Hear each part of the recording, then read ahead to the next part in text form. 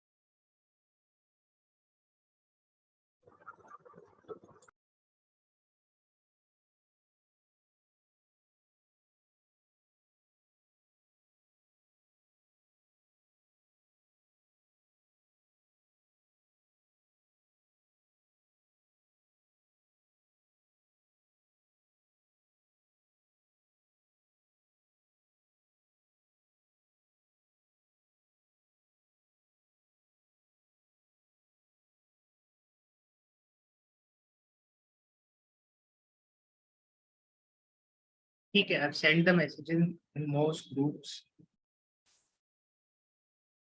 Okay, so how many of you are have already been given groups for the internship? Yeah, before that, I'll ask you, are most of you part of the internship and or are others also there? So you can just tell me in the chat box first. So we'll know what direction to take this in. If most of you are, part of the internship, then we'll keep it more focused and specific to that. Otherwise, we'll try to cover a general overview also on how you can prepare consulting decks, which anyway we'll be covering, but the level of focus which we'll give. I'm on mute. Nani, I'm able to hear you. Okay.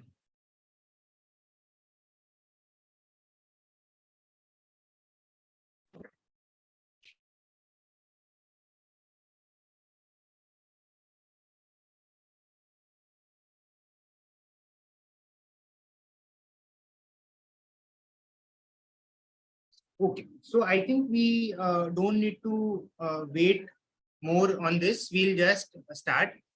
So what I'll do is I'll give you one of the sample case studies that we had. And then, so I'll just introduce to you Apurva also. If you had participated in the last management consulting program, she's from Bain and she was a mentor there and she has agreed to join today to give her insights on how you can make a consulting deck. So thanks for joining. Thanks, Yugandhar.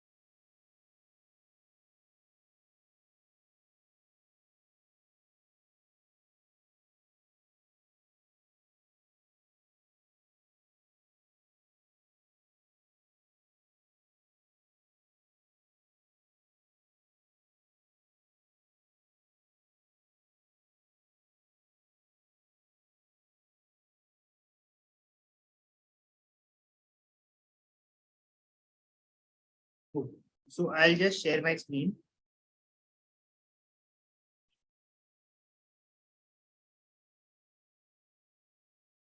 I hope you can see this. Let me know once it's visible. Yes, visible. Yes, visible. Okay. So this is actually the folder for the entire resources that are there. And these are the resources which you'll be getting. So supposing if you want to join the entire program, we are conducting it again on August 12th and 13th. And I'll share the link also. And what you'll be getting is you get the entire guidance on how you can get into management consulting firms like McKinsey, BCG, and Bain. And then you'll also get this case study, right? So I'll just share a case study that we had last time where people prepared very, very good presentations. So I'll just take this out. Okay, and then there's a general guidance also. Okay, so I'll take both of them out and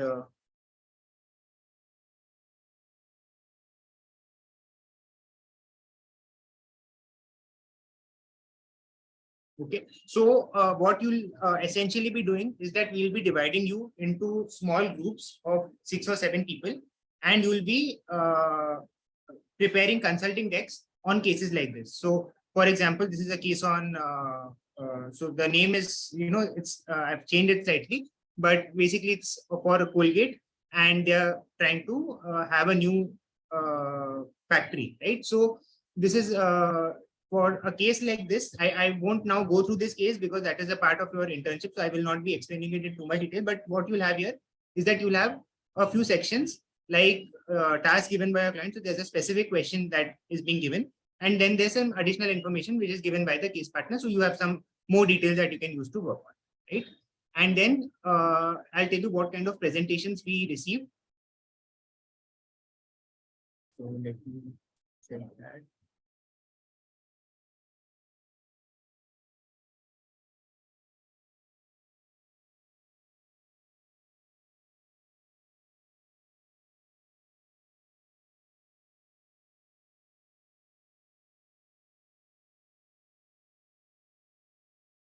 Actually, last time group 11 was having the best one, but let me just take something out. Okay, this was also one of the good ones, I think.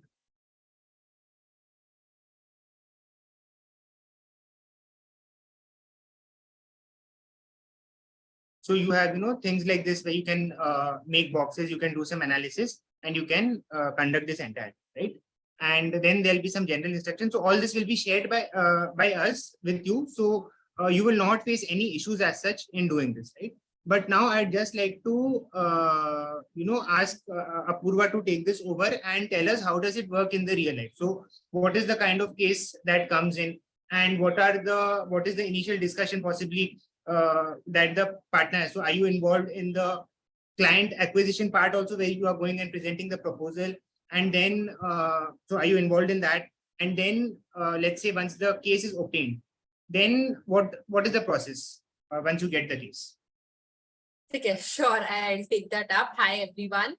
So how it happens in real life, like how a case comes. So let's suppose there is a life insurance company. And let's suppose there is an idea that there is a small life insurance company, and let's suppose they want to enter India, and the pitch that the partner wants to take is to pitch that life insurance company that what are the other probable life insurance company with which this small player can do a tie-up so as to enter India. Let's suppose this is the idea the partner wants to take to the client.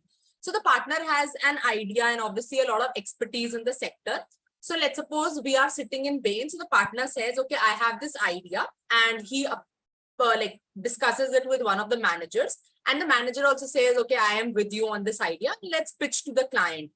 And then the case gets open. It's called a client development case. The case gets open and two more people, like 2-3 more people get staffed on this case. So let's suppose I am in Bain and I am the most junior most levels. I am an associate consultant. So let's suppose I got staffed on that life insurance piece. It's generally a 2-week client development. I get staffed there. And obviously one of the little senior guy will also. So let's suppose there is a team of 5. And then the partner directs, so, let's suppose this is the client. We have to pitch that India's market, it's a growing market. Life insurance will be a good thing because a lot of people are going in the middle. So basically the partner will build an answer first. So answer first is a very special name which Bain uses. That means you have to make an hypothesis that if this company will enter India, will it be a good bit or will it not be successful? So let's suppose the partner says that my answer first is it will be a win-win situation because of say XY reason, that India is a growing economy, middle class is rising. At present, we don't have much government life insurance for mid-tier people and a lot of positive sides, because of which he thinks it's a positive story. So he'll communicate this idea first to the client that, we want to set up a meeting and we want to pitch you this case, to give us some time. And at the back end, let's suppose a team of 5 will start researching and preparing the deck. So now the partner will obviously have a view that, we have to work upon it. And let's suppose you have to take a 10 sliders to our client. So now comes a deck, which the team will prepare. So now I'll start with how a client development deck will be prepared. And then I'll move on to, let's suppose we win that client and actually start working on that. How will that deck be prepared? So the first deck is a 2 weeks work. So how it will be prepared, the partner will write his answer first of story that, first we'll present the India story, then we'll give the landscape of the market, then we'll give that, in 2 weeks, what we think if we onboard you, how will we make you win? And then a lot of Bain credentials. So let's suppose the partner tells us that, this we'll be doing, and it will just be a 10-pager deck. And then we'll pitch to the client. So now how will we prepare this deck? So in consulting firms, there is a word called storyline. Storyline means how this 10 pages will look like and flow in a story. So I just said, so let's suppose the life insurance thing. So the story will be that this is India. This is India in life insurance. This is India in competition in life insurance sector. Now this is where you are globally. This is what you will come in India, and this is how we will help you, make you win if you partner with us. So this is the story. So of this client development pitch, this is the storyline of the deck. So these, it's a very generic term which is used in all the consulting that, the partner prepares a storyline. So once a storyline gets prepared, each slide of the deck.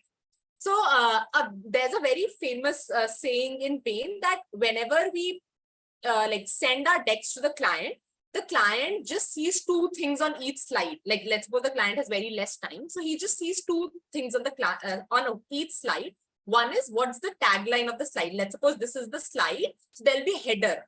There'll be a 2-line header that what's the slide is all about. That's the summary of the slide. So a lot of clients, when they know how Bain functions, they just read the tagline of the slide because that's the summary of the whole slide. And then they just see the notes and sources of the slide so as to understand that ispe jitna bhi matter hai, from where has this matter come upon. So this is how the deck structuring is. There is a storyline. Then on each deck, whatever the presentation is, there is always a very solid 2-liner tagline summarizing the whole slide. There are very comprehensive notes and sources. And then obviously the mid part, I think all of us understand, it involves research, it has graphs, it has we try to make the slide visual, like whatever basics we read in, when we work, jo bhi hame basics ek slide ke kaha jata hai, like it should be less verbose, it should be consistent, the slide should marry each other. Let's suppose on page 1 you have written that India's market is 100 crore market for life insurance, just a hypothetical number. So it shouldn't be like that at the end of the slide and another source quotes some other number which doesn't tie up with the older number. So things like your number should marry if everything is in IN. Like these are very tactical things which I as a junior person has to take care of the slide. Obviously the work is always there, but now when we are specifically talking about decks, like when you guys will be preparing your decks for this internship, how will you do it? So let's suppose you have a toothpaste case. So first you'll think, okay, this is the problem. My storyline should be this, and it should be like a story, 10 pages. It should start with an executive summary, which will summarize the whole slide. Each slide should have a tagline, which will give, like, even if we do not see the slide, the tagline should explain what is in the slide. There should be proper chota notes and sources. And obviously in middle of it, your work will be there, like whatever you researched. So now I'm talking about as a junior person, when you prepare that that centerpiece, obviously your research will be pretty solid, that will be there, but you need to make it presentable. Presentable means it should be bullets, some graphs, a little visual, not too much text. Your answer first should be there. Point number 1. Point number 2, there should be consistency. How I was talking about number key. The number on slide 1 should marry with number on slide 2. Then very presentable things like if everything is in INR, it should not be in dollar otherwise. If everything is in K, that is 1000, everything should be in 1000 crore. It should not be like somewhere it's in lakh, somewhere it's in million, somewhere it's in billion. So the number consistency should be there. Your slide should have a color palette. So let's suppose Bain has its own color palette, and then there is a color called Bain red. So if there is something really important, really striking, that comes in Bain red, otherwise nothing comes in Bain red.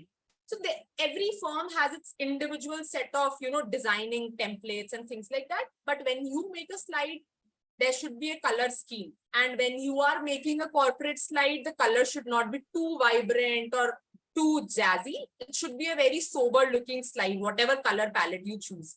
So I think these are the broad level things which we need to keep in mind, other than obviously the research and what is the content on the slide.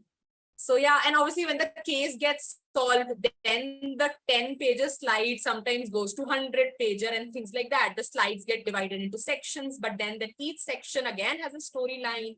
All the section marry with each other. There is consistency throughout. So the same principle gets followed again in that bigger deck. Yeah, I think that's... So, for example, you mentioned this life insurance business, but let's say that I don't know anything about the life insurance business. Now, as a consultant, how do I do the research? Is it like, so there's a joke that consulting is Googling with extra steps. So do we just go to Google and research on that? Is that because that is the normal way a person would do it? Or is there some special way in which you can do research about an industry and speak in a manner where the client feels that you know about this industry, because they are the experts about the industry and you want to show that you also have a fair bit of knowledge about this industry? So how it happens, so when there are jokes around it, so we analyze the junior level person, that the junior level person knows nothing and how will he handle. But actually when a case team is there, so it has two aspects to it. First of all, so how consulting works, when we join as junior people in the team, so me and I can say like 4 years, 5 years of your consulting tenure, you are not like, specifically if we talk about MBBs, you are into any department, any problem area. So you gain no specific expertise in any sector, but you just develop the skill of solving problems. However, what happens 5 years down your career is when you become the manager or the partner, for next 5 years of your job life, you do a specific sector.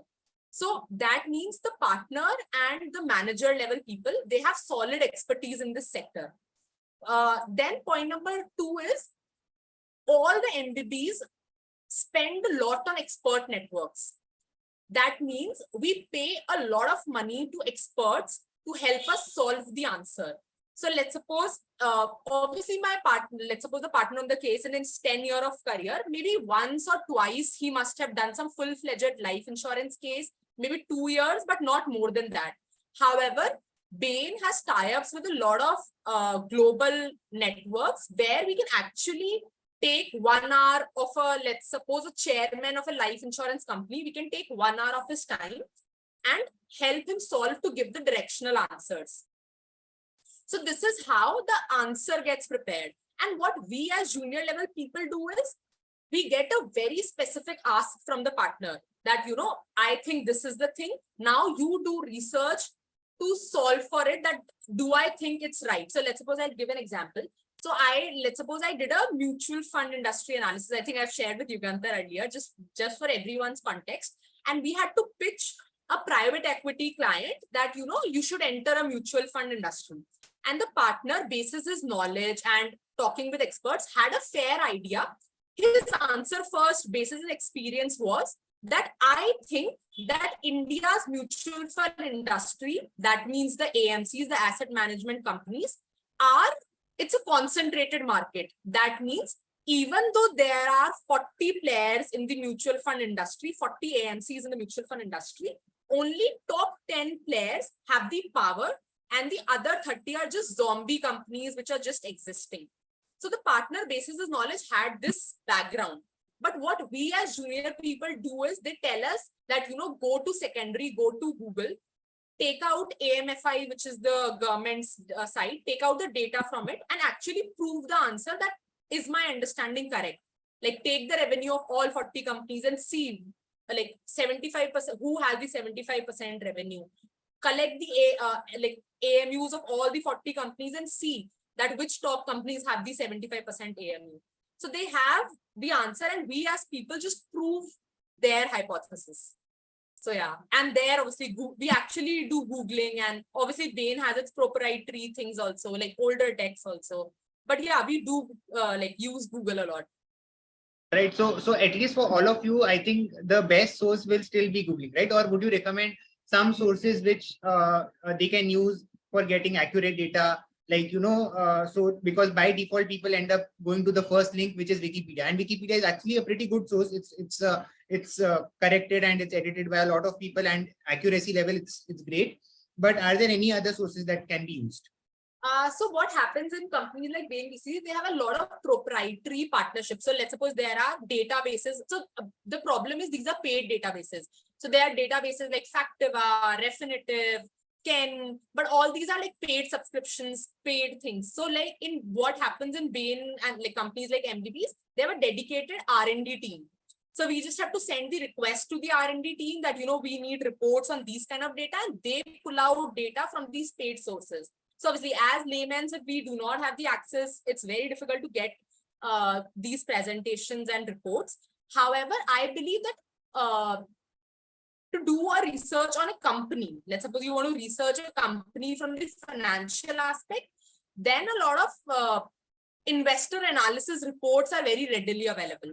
So you type, HDFC Securities investor analysis on this company. So you get a lot of investor analysis presentation, which give you a lot of detailed answers on, like they give you full-fledged analysis of companies' financials. And then if it's a recent company and it's also listed, then they have the prospectus. So prospectus has like the truth, false, everything about the whole landscape, competitors, company. They have all knowledge about that company. So I think without the paid subscription, these would be the keywords for searching. Would someone need to go through the entire annual report? Let's say if there's a case of, let's take the FMCG industry. So if I'm given a case on the FMCG industry, would I now need to take out the financials, the entire annual reports of the 10 or 15 FMCG companies? Or can I just look at the investor presentations, because the investor presentations are in a way a summary of the annual report? Right. So here, like 2-3 things I think I incorrectly said. Investor presentations are prepared by companies. It's just a PPT kind of document which basically summarizes the annual reports. I was talking about analyst reports. So analyst reports are reports which are prepared by mutual fund companies analyzing a company, that should you buy the share or should you hold the share or should you sell the share.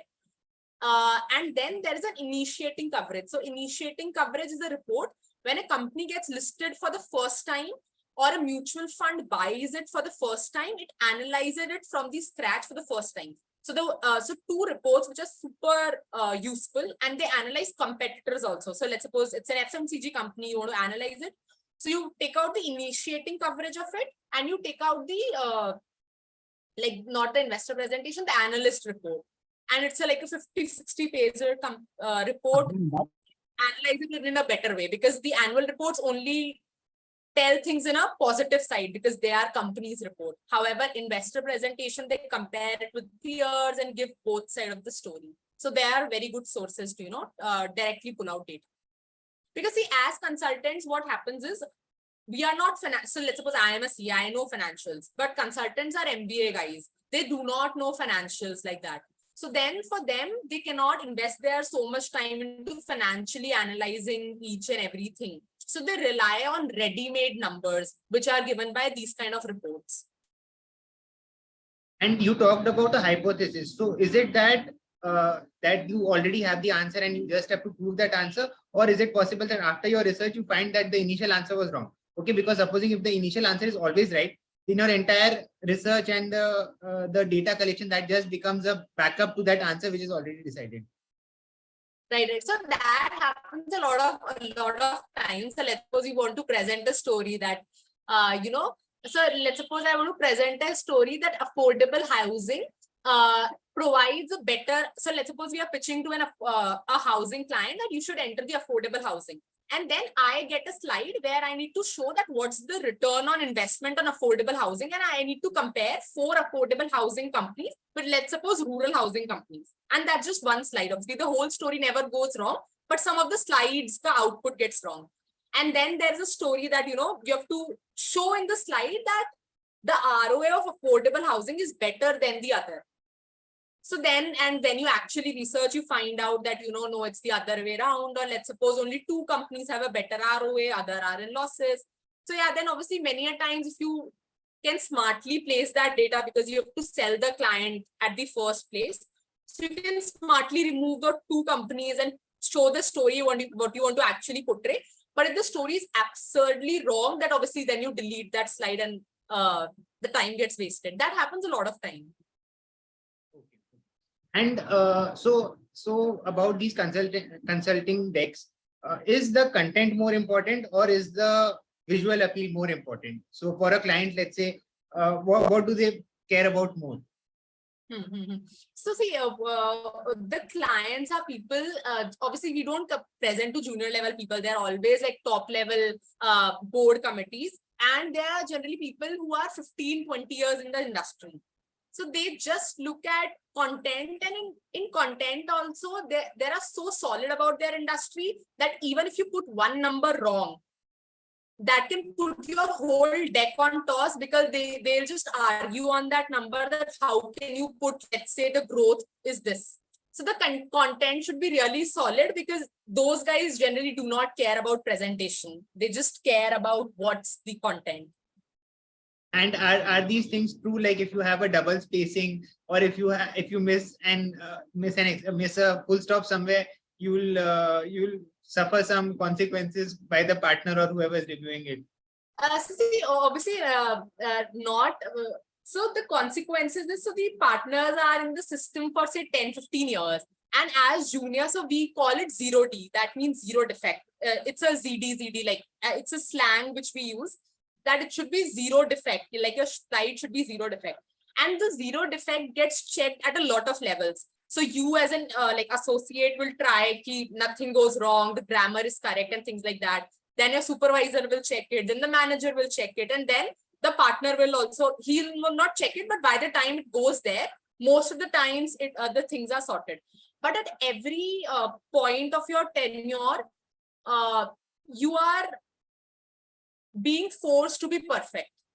Like you are forced to be grammatically correct, not leave spacing, the color combination should be good.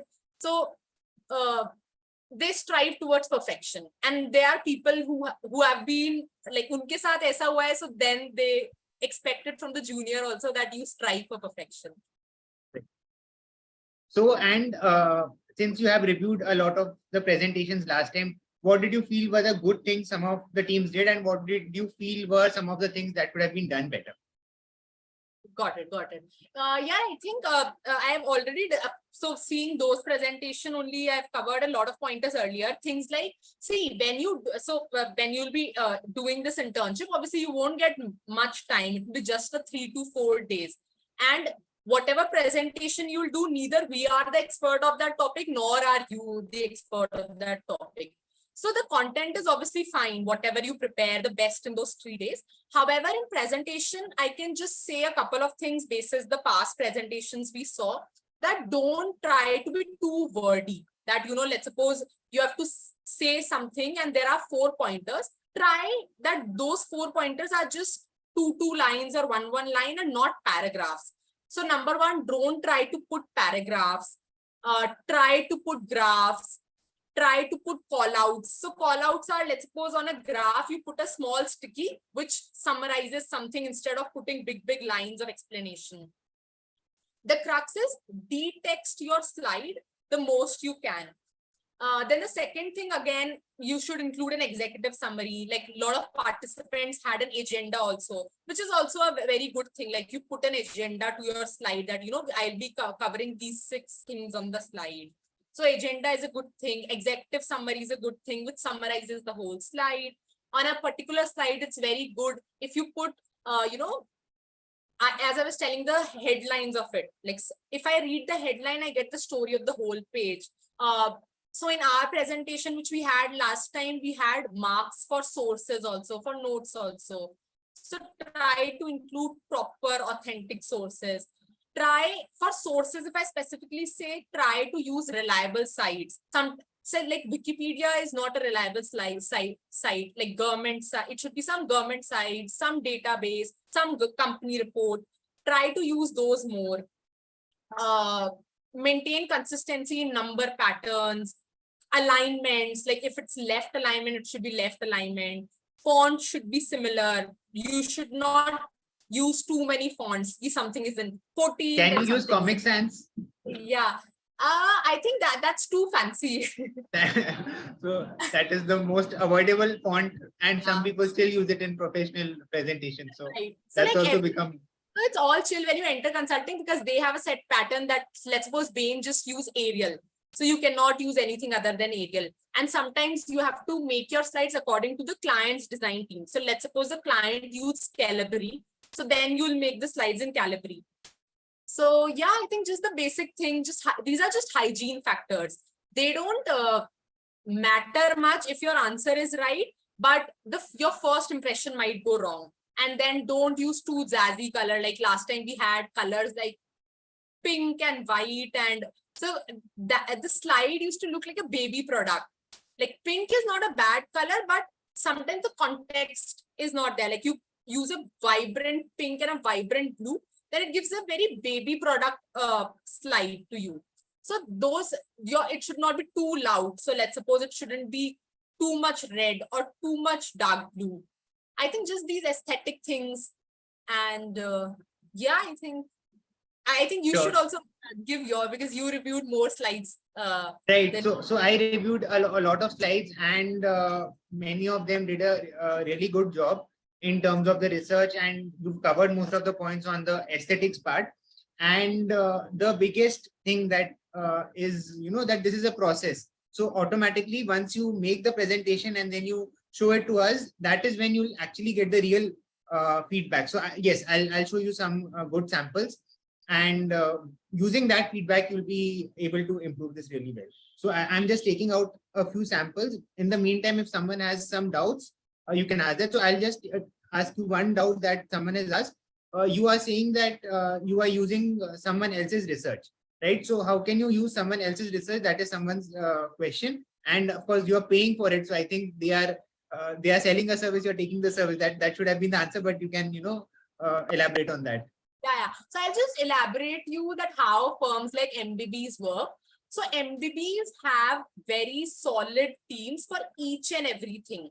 So let's suppose we have a team for R&D, which is called the research and development team. Then we also have a creative team. So whatever slides we prepare, they get also vetted by the creative team. So many a times what happens, let's suppose we don't have time or timelines and crunch. So we just make the structure of the slide and we pass it to the creative team. And the creative team is basically people who have graphics qualification. So they do it. So coming back, so I am just trying to understand like how Bain structure or let's suppose any MBB structure is. For everything, we have a specialized team. So let's suppose we have the R&D team, and the R&D teams have partnerships with further companies. So there are a lot of research companies which just have the work of research. They just provide collated data, and we obviously, these are proprietary data and we obviously pay for it. There are certain reports you won't believe. The reports cost like 8 to 10 lakhs. Like to buy those reports, you have to pay 8 to 10 lakhs because that's a proprietary work. And then we buy it. And obviously they have a certain level of credibility to their work. And yeah, we use it many a times. Two reports have different numbers which do not marry. And then we have to call an expert in the industry and we try to pitch them that, you know, we have these two numbers, basis your experience. What do you think which number is right? So we do a lot of things to triangulate the numbers so that at the end of the day, the answer is really correct. So yeah, that's how the research bit works. Just a minute. Any other questions? I'm just showing you the samples. And do you, so have you started using ChatGPT at all for your, for assignments like these? Is it helpful? I mean, Yes, see, so ChatGPT, so I have started using a lot in last 3 months. However, ChatGPT 50% of the times doesn't give what you need. So our research pointers are sometimes are very, very specific and driven by data. And ChatGPT, if you try to seek data, they do not give data. And most of the work depends on data. So ChatGPT gives directional answers. So let's suppose I search, I don't know where I need to search mutual fund data, and Google generally doesn't give the answer. So I can search on ChatGPT that I want to research on mutual fund, which are the best proprietary data for it. And ChatGPT generally directs me that, you know, there is AMFI website, please go and see it. So ChatGPT is quite good. Sometimes, let's suppose I don't have time, I've made a write-up, I can just go to ChatGPT and write, please make it grammatically correct or refine my language, and then type it. So then it just refines my language and the wordings become so good that it saves, let's suppose, 15-20 minutes of my time. So ChatGPT has become like really, really useful nowadays. so we'll just show a few, we'll show the winning group of last time. And I'll just tell you what was good about this, why was this awarded the, the best consultant award. I hope you can read the text also, right? On this, it's a little small. I'll try slideshow. Okay, so the question, I'll just summarize the question. The question was whether Colgate should establish a factory for making Ayurvedic toothpastes, and if yes, where should it establish that factory? Right. So they first summarized what the question was, and then they've given the recommendation in the first slide. So as she was talking about an executive summary, this slide actually it doesn't keep you waiting. So you don't have to do this where you create a suspense and then you have a climax at the end where you come up with what the recommendation is. You tell the recommendation. So now I know whenever you're giving some kind of information to me, after giving this recommendation, what is the purpose behind that information and where are you leading towards, right? So this is one point which you should take care of, and always try to have clear recommendations. Don't try to have this kind of recommendation ki ye bhi kar sakte ho, wo bhi kar sakte ho. So then why have they actually engaged you, right? So on most cases they have given this the recommendations here, and you can see the bottom part, right? Just a minute. So you can see how it's aesthetically also very good, because the when the slide is moving, everyone knows that okay, these are the 3-4 slides or these are 3-4 topics that are going to be covered, and I can see that this person is not going to take too much of my time, because if I don't have that kind of knowledge beforehand that okay, this presentation is going to last 10 minutes or 15 minutes, then I will not be sure on whether I should be paying attention. I'll probably lose my attention. So now I know it's short, so I'll be able to keep my attention. So they've used a lot of graphs. They've done first-hand analysis also. And so since you were talking about Wikipedia, so Wikipedia is a secondary source. Wikipedia always has a primary source, and I think you should try to go to the primary source. And when you go to Wikipedia, you go to the sources in Wikipedia. I think that is a good place where you can research on a topic. Is that right? So because let's say if I don't want to use Wikipedia because it is not giving the most accurate answers, I can actually go to the sources given in Wikipedia and try to form my answers based on that. So you have call outs like this, that this company has this much market share, this is the market size, right? And then you have they have actually analyzed what are the various places where they already have a plant, and since they have a fewer number of plants, what you can understand from this is that you don't actually need to establish a new facility. You can expand an additional facility. So even though Colgate is such a big company, the fact that it has just 4 huge plants shows that investing in a completely new plant may not be the right decision. You have to add to the capacity somewhere. Okay. So here there's some cost analysis. There's a specific recommendation on what the location should be. They've analyzed a lot of factors, that these are the benefits being given by the state. These are the schemes available, and this is the infrastructure available. And because of these reasons, they've given that it should be set up at Baddi in Himachal Pradesh. Okay, so there's a slide where the entire process is being shown, the positioning is being shown, right? And then there are assumptions. So these are the assumptions part and the sources, right? So it's a very short presentation. You don't need to make a long presentation, and that's the crux of this. Now what I'll show you some general instructions also. And I could not update this, so you'll find some of the dates to be earlier ones, but I'll just tell you what the dates are.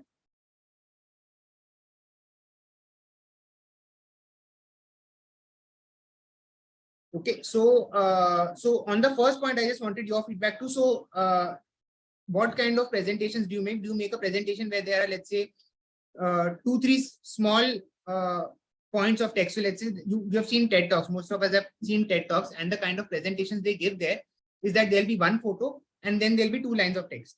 But here, I think you need to have a slide where, supposing that slide goes to someone else, where so let's say the senior management or the board has been given the presentation, and then later that presentation will be circulated amongst the mid-level managers and the lower level managers, and they should not be clueless on what the actual recommendations were.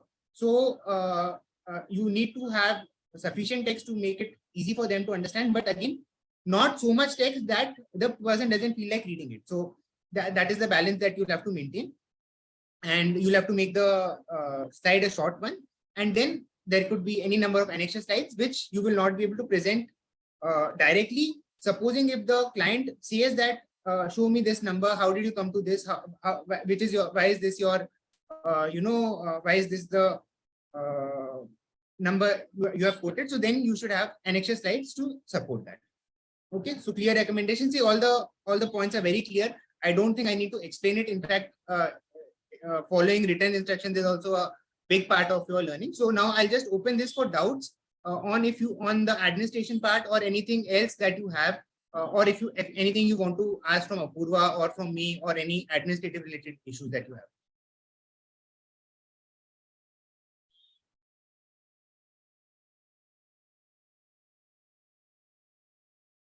Okay, yes, Sumit. So, Yugandhar, good evening and good initiative. So, Yugandhar, a small question from you. With the kind of content that you have shown as one of the best practices, who have won the last time. Now, I as a viewer cannot see everything on the screen. I mean, it's not visible to me. Something is visible. I hope you are getting my point, but I cannot read it through. So, how do you see this as a good presentation? I cannot read the font. No, so the font size is so small that I cannot read it. And usually we have got the learning that not more than 6 lines in a slide. Are you doing it on a phone? So are you joining from a phone?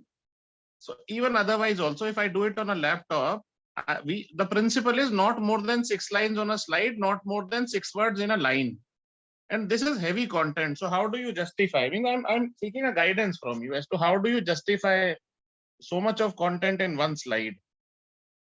Just let me see it again because I was able to read the test. So I'll just check whether that's an issue here. Since it is in your laptop, it is fine. When it is on big screen, when you are making a presentation in a boardroom or before your partners or before a client, I mean, just look at from my question point of view. I am seeking a guidance from you. Okay. See, I think you have to balance two parts. One is that you need to have sufficient text to enable a person who is not a part of the discussion to be able to understand the presentation, right? So, and the second part is obviously not having that much. So, there are cases where the entire deck of 100 pages or 200 pages, that deck is printed out and it is kept as a reference and it's circulated amongst all the key employees that are there. And then this deck is used for following all those recommendations that are there. So you need it to have sufficient information for that action to be taken. And then it's a balance. So here, at least on my laptop, I was able to read it even when it's not in full screen mode. So I first tried it when it was not in full screen mode, where I can just see the slide and then there are the slides are on this side. And in the full screen mode, I was able to see it quite well. And I think Apurva can throw some more light on this, on how much text you should have. So here, what another practice which we see it, that sometimes what happens like in real life, when the slide becomes too cluttered and we want to put the numbers also, and let's suppose we want to put a lot of things because they are actually required, but the slides are looking too cluttered. So then what we do in real life is we pull a lot of information out and put it as annexure. So let's suppose we put the high level details there, and then just for the sake that, let's suppose someone asks in the board on the level 2 details. So in the backup, we have an annexure which has a full-fledged details also. So it saves us from both the things that our slide is not even cluttered also. And let's suppose if in the actual boardroom, someone asks a level 2 detail, we have a lot of things in our annexure pocket also. So that we do in real life. So that can also help declutter the slide. And is there some particular font size that is used? So do you use 12, do you use 16, 14, something of that sort? Yeah, so in Bain, we say that nothing should be below 8. So our this is Arial, and we say nothing should be below 8. And sometimes the headings are 24. And then the subheadings are sometimes 14. And the text are generally 10 to 12. This is how much content is there on the slide. So see, 10 to 12 is the same size that is generally used in documents too, right? So if you have a Word document, that is the font size that is being used, and that is the same font size which, as she's mentioned, that is being used in your presentation too. So so it's actually like from someone who is not from the industry, they would feel that this is a very small size. So small size. So when we used to make presentations for colleges and all, we never used font size below 16. We tried to have the text big and so that it's visible to everyone. But here, the text is of a size where if it's printed out, you are able to read it well. If it's presented on a screen, on a laptop, the person is sitting, next to the laptop. It's not like someone is sitting far away from the laptop. So person sitting next to the laptop is also able to read that font size of 10 to 12. And if it's presented on a projector, it's not that that it's being presented in front of an audience. So supposing if you had what's that called, the whiteboard or the screen, the presentation screen, you have it, and then supposing there was an audience of 50 people who were sitting and seeing that screen, then you would not have been able to use this font size of 10 or 12, but there would probably be around 7 to 8 people in a meeting room, boardroom kind of situation, and then there's a giant screen. And in such a situation, this font size of 10 to 12 will work and you'll be able to read it. So does that solve your query? And any other queries, you can just put it to me. And on any administrative queries also, you can put it to me. When is this going to? So the first one, it's starting today, and we'll be having these. Every weekend there'll be at least 2 to 3 teams who will be participating. So supposing if you are not able to participate in this Saturday, you can join from next Saturday to the and participate during that week. And so there's a lot of flexibility in choosing when you want to participate. And if you want, you can register now and you can participate then. And if you want, you can register today or tomorrow, and then you can participate even, in this particular week. So there'll be a lot of teams that will be created. And supposing you register tomorrow, you will be put in a team with other people who have registered along with you, right? So any other administrative question, any other question that that you have from her or from me, please feel free to put them, or then we'll, otherwise we can conclude this session. So hi, I wanted to ask Apurva one thing. So it's basically not related to this internship, but I wanted to ask if she's aware that Bain will be hiring for May 23 cycle this time. Is it the CA hiring? Yeah. So it's not out officially, but it's unlikely that there will be hiring. So it's all happening that hiring are not just freezed for CAs, but for the more of the for all junior levels across IITs and other undergrad colleges also, hirings are a little frozen this time in all MBBs. So it's unlikely that there will be hiring from Bain. Okay, thank you. Yes, Sujo. Hello, good evening. Yes.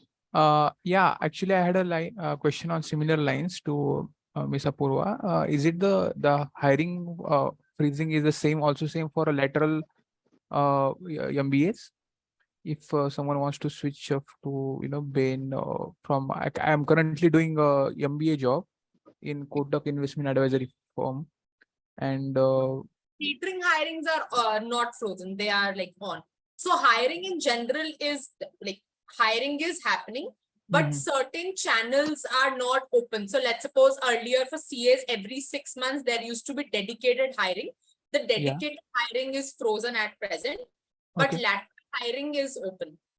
Okay, so could you please in brief tell me about what are the channels through which they are hiring for laterals, MBAs? Yeah. So number one channel is obviously going to their website and seeing if there is an application channel open, and you can directly put your CV there in the application channel. Number two is again connecting to, so when lateral hiring happens, they generally hire for expertise. So let's suppose at lateral levels, they generally took people from the industry at an expertise level. Let's suppose they need someone from the financial service, or they need someone from the oil industry. They use it laterally. So if you have a certain expertise, try to go on LinkedIn and reach out to the partner level people who are into that sector. So I think that will help you make a better switch in terms of referral hiring. Prince, you have some doubt?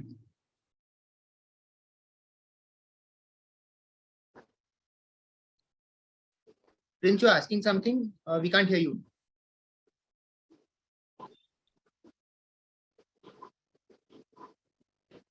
Yes, am I audible? Hello. Yes. Hello. Hello. Am I audible? Yes, yes. Hello. Audible. Yes.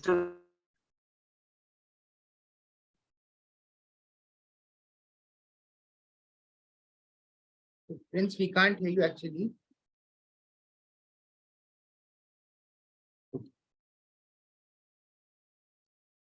So I'm assuming there are no more doubts. Internship in which all fields? So now it's on consulting. In August we'll have it both in consulting and in IB, and then towards late August we'll also be doing it on venture capital. But right now the one that's going on from today or from tomorrow, that's on consulting, and the corporate finance or investment banking one will also happen soon. And one more thing which I wanted to tell all of you is that you'll be completing this particular internship by, let's say, next week. So supposing if you have to submit your CV somewhere, it's completely fine if you want to mention this in your CV, because by the time your interviews are scheduled, because the interviews, I'm talking about CAs, right? So for CAs who have joined for the ICI placements, so you can use this in your CV and submit your CV. And then by the time this gets concluded, anyway, this certificate will be with you. So it will match, right? So that's something you can do. Prince, we are not able to hear you. If at all you want to now, ask your doubt, you can ask it in the chat box, or you can just message me and I'll get the answer from you. Okay, thank you. There's some network issue my side. Okay, It's sure. raining. Okay, you. thanks a lot, Apurva, for joining in, and I think that was really, really useful. These insights on how actually you make a consulting presentation, and we'll see you.